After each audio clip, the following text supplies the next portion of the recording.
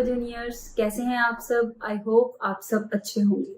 तो जैसे कि लेसन 3 में हमने टाइप्स ऑफ सेंटेंसेस किया था, लेसन 4 में भी हम अदर टाइप्स ऑफ सेंटेंस करने वाले हैं, जिसमें कि हम बताएंगे कि एक सेंटेंस जो है वो कितनी टाइप से बनाया जा सकता है। So let's begin with lesson 4। So let's start with lesson 4, that is type of sentence. हमारे पास बेसिकली 4 टाइप्स में सेंटेंसेस बनते हैं, जिसमें number 1 is declarative, number 2 is interrogative, number 3 is imperative, number 4 is exclamatory. Now let's discuss them in detail. So number 1 is declarative sentence. Declarative का मतलब होता है कि कोई भी स्टेटमेंट एक्सप्रेस करना या कोई भी ओपिनियन एक्सप्रेस करना. So the define says this type of sentence makes a statement or expresses an opinion. तो या तो ये एक स्टेटमेंट प्रोवाइड करते हैं या एक ओपिनियन देते हैं. It is most common type of sentence in English language. ये बिल्कुल बेसिक और most common type of sentence है इंग्लिश लैंग्वेज में. इट कैन बी सिंपल और कंपाउंड. जैसे कि मैंने आपको लास्ट लेसन 2 और लेसन 3 में हमने सिंपल सेंटेंस और कंपाउंड सेंटेंस के बारे में सीखा है. तो यहाँ से ये जो डेक्लरेटिव है ये सिंपल फॉर्म में भी हम लिख सकते हैं एंड कंपाउंड फॉर्म में भी. And one thing that is to remember that it always ends with a full stop और अ पीरियड. उसको भी फुल स्टॉप ही बोलते हैं. ठीक है. So let's see the examples. सबसे पहले हम सिंपल डेक्लरेटिव सेंटेंस की एग्जांपल देखेंगे.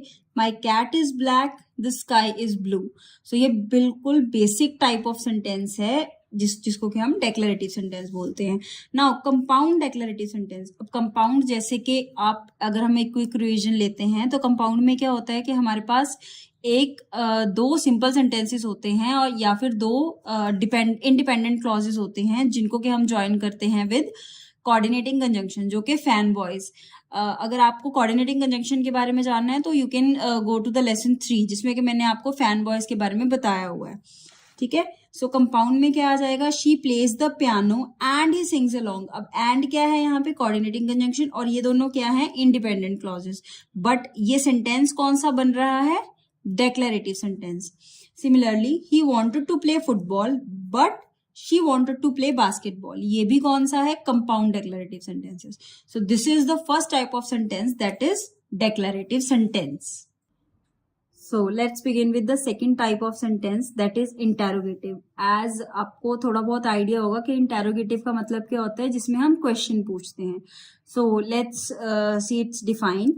This type of sentence asks a question. इस टाइप के sentences में एक क्वेश्चन पूछा जाता है जो कि हमें हेल्प करता है. It also helps us to what?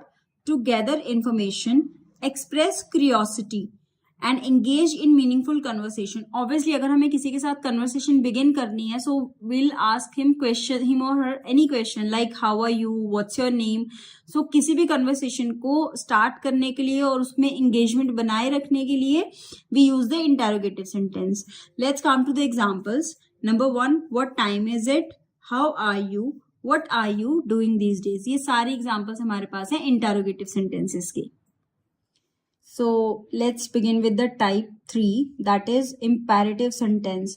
अब इम्पेरेटिव सेंटेंस में आपको थोड़ा सा बता देती हूँ कि इम्पेरेटिव सेंटेंस हम यूज करते हैं whenever we'll have to give a command और टू मेक अ रिक्वेस्ट. उस मूड में जब भी हम बोलते हैं या हम लिखते हैं, so that is called the imperative mood. और उस मूड में जो सेंटेंसेस बनते हैं these are called the imperative sentences. For example, let's see the definition. This type of sentence are used to make request, offer an advice or give an instruction. ठीक है.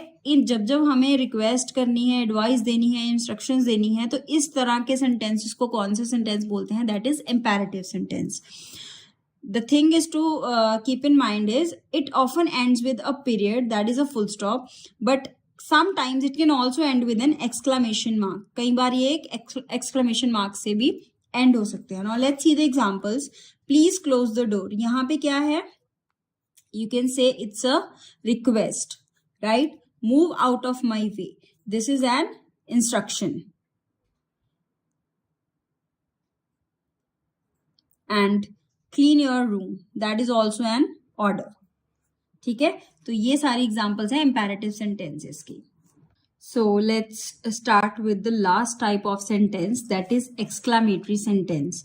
Now What is an exclamatory sentence? An exclamatory sentence is a kind of sentence that express strong emotions of feelings. ये बात याद रखने वाली है कि exclamation की जब भी बात होती है तो उसमें क्या है, strong emotions और feelings को express किया जाता है.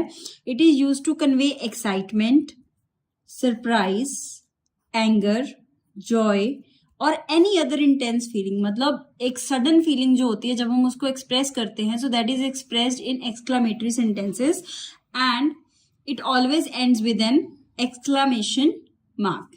That is the exclamation mark. So let's see the examples of exclamatory sentences. Wow, what a lovely picture. See, the sign is here and this is the emotion of happiness कि wow कितनी अच्छी picture है. Alas, we have lost the match. This is the expression of sadness, you can see, right? What a beautiful scene it is. This is also an example of exclamatory sentence. So we have completed the 4 types of sentences. So I'll repeat it once again. Number 1, that is declarative. Number 2, that is interrogative. Number 3, imperative. And number 4, exclamatory sentences. So these are the 4 types of sentences. So I hope आप सबको lesson 4 समझ में आ गया होगा. So stay connected with us for lesson 5. Thank you.